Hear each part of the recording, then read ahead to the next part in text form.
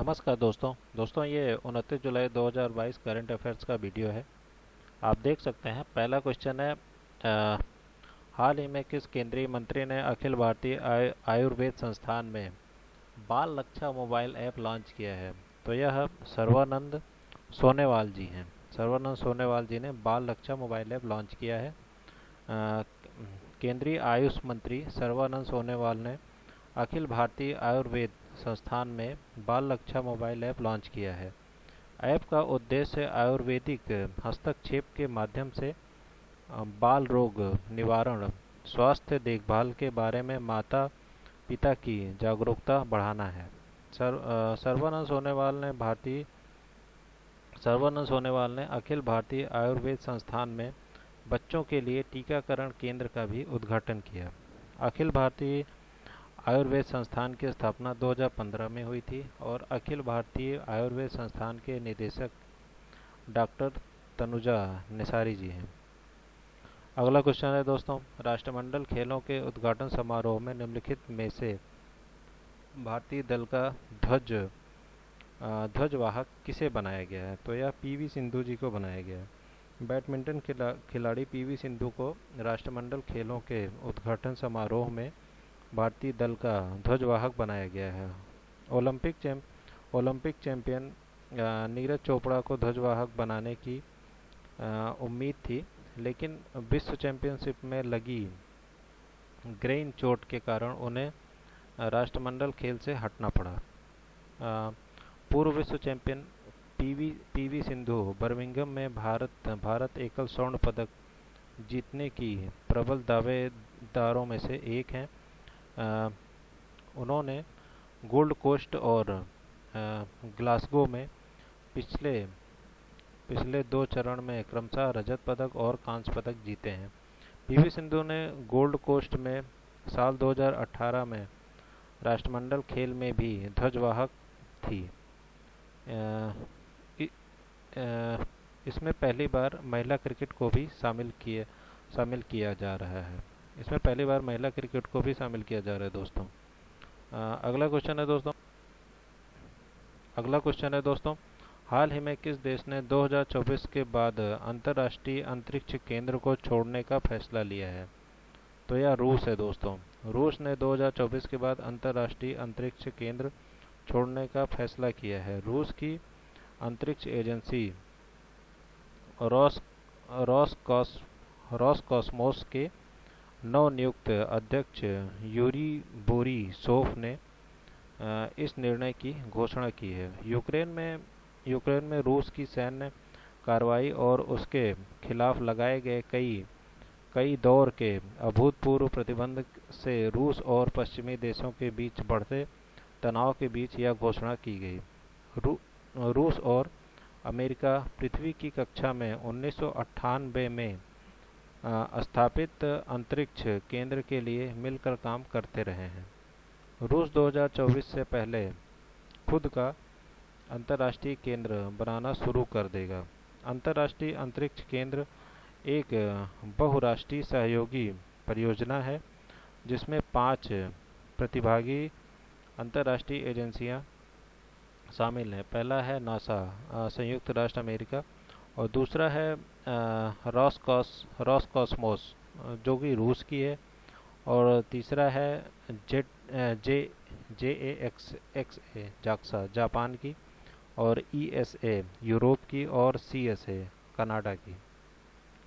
अगला क्वेश्चन है दोस्तों, हाल ही में भारतीय मूल के किस प्रोफेसर ने वैश्विक ऊर्जा पुरस्कार जीता है? तो यह कौशिक राजशेखर जी ने जीता है। भारतीय मूल के प्रोफेसर कौशिक राजशेखर ने वैश्विक ऊर्जा पुरस्कार जीता है।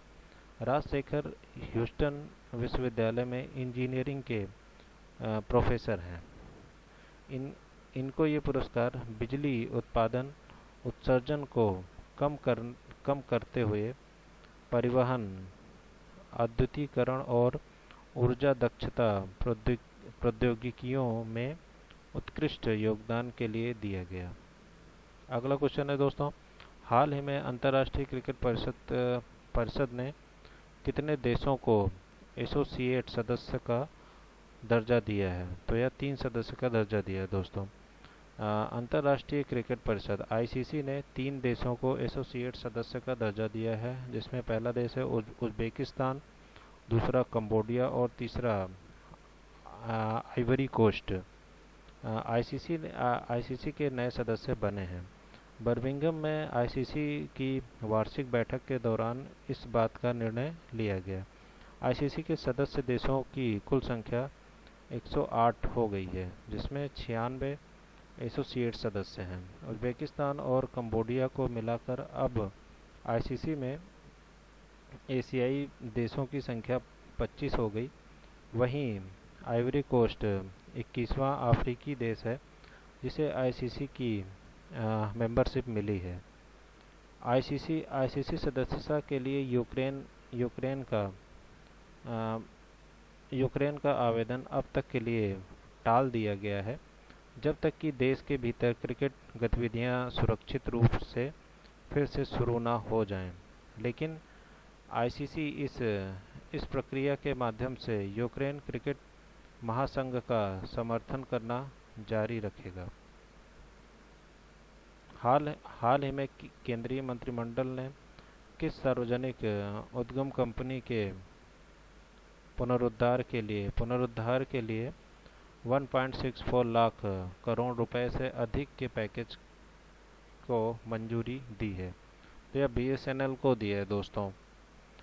27 जुलाई 2022 को केंद्रीय मंत्रिमंडल ने भारत संचार निगम लिमिटेड बीएसएनएल के लिए 1.64 लाख करोड़ रुपए से अधिक के पुनरुद्धार पैकेज को मंजूरी दी।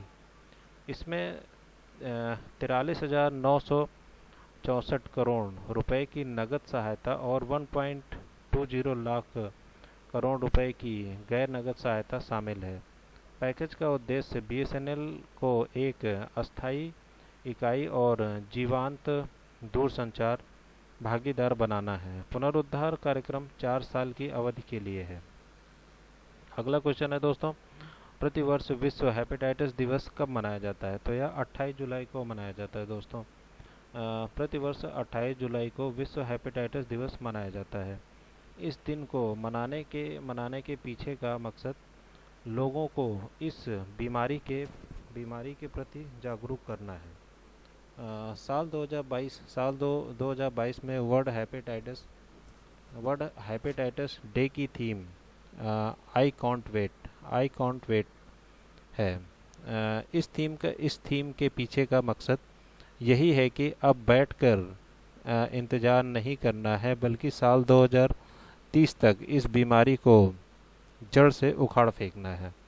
वर्ल्ड हेपेटाइटिस डे 28 जुलाई को नोबेल पुरस्कार विजेता वैज्ञानिक डॉक्टर बारुक ब्लूमबर्ग के जन्मदिन पर उन्हें सम्मानित करने हेतु मनाया जाता है, जिन्होंने हेपेटाइटिस बी वायरस HBV की खोज की। डॉक्टर बारुक ने ही हेप वी वायरस के इलाज के लिए एक डायग्नोस्टिक टेस्ट और वैक्सीन को डेवलप किया था। पहली बार वर्ल्ड हेपेटाइटिस डे साल 2008 में मनाया गया था। अगला क्वेश्चन है दोस्तों, हाल ही में Aditya Birla health insurance company limited ने किस बैंक के साथ एक बैंक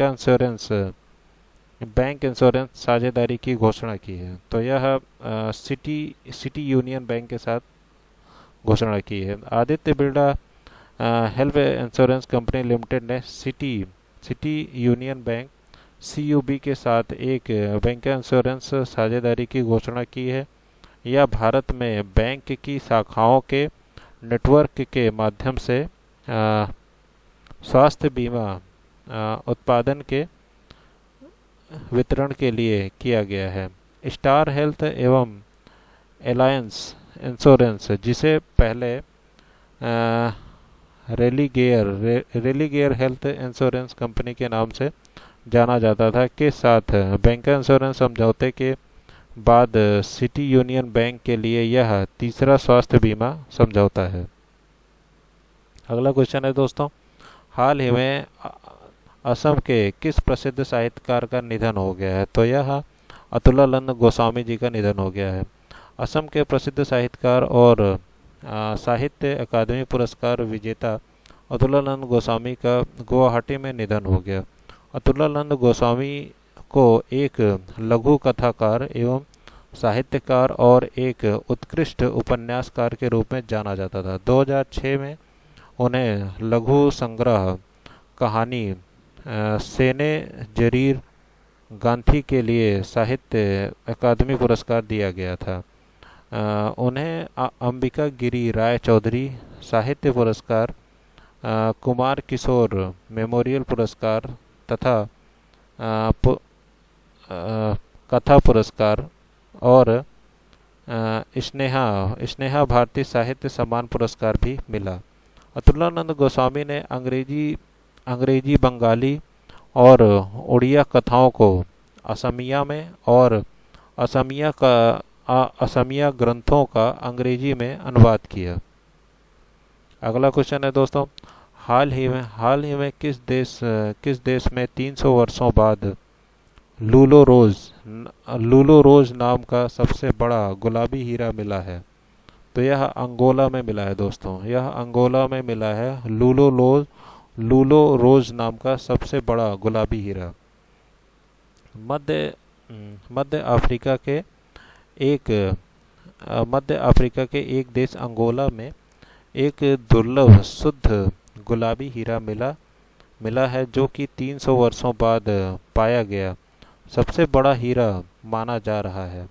यह 170 कैरेट का गुलाबी हीरा है और इसे द लूलो रोज नाम दिया गया है। इसका वजन 34 ग्राम है। इसे अंगोला के हीरे समृद्ध उत्तर पूर्व के लूलो खदान में खोजा है। लूलो रोज एक टाइप 2A हीरा है, जिसका अर्थ है कि इसमें बहुत कम या कोई अशुद्धता नहीं है। अगला क्वेश्चन है दोस्तों, हाल ही में टाटा एडवांस सिस्टम लिमिटेड ने एक स्वदेशी रूप से विकसित quick reaction fighting vehicle medium जिसे किसे प्रदान किया है? यह भारतीय सेना को प्रदान किया है दोस्तों। एरोस्पेस और सुरक्षा के लिए टाटा समूह की शाखा Tata advance systems limited TASL ने भारतीय सेना को एक स्वदेशी रूप से विकसित quick reaction fighting vehicle medium QRF दिया। यह व्हीकल भविष्य में होने वाले लड़ाइयों और युद्ध जैसी स्थितियों में भारतीय सेना की परिचालन क्षमताओं को बढ़ाएगा। दैट दोस्तों, थैंक यू।